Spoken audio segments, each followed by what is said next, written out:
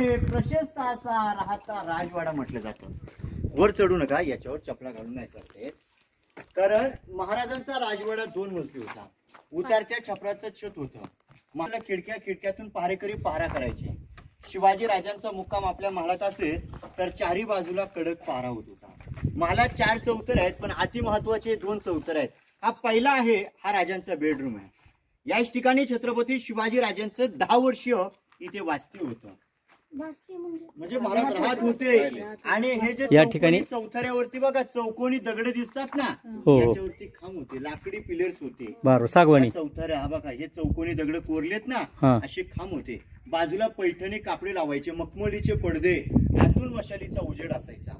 आणि याच महालात राजांचं 10 वर्ष इथे वास्तव्य होतं. पण शिवाजी राजाने आपला अखेरचा प्राण इथे सोडला.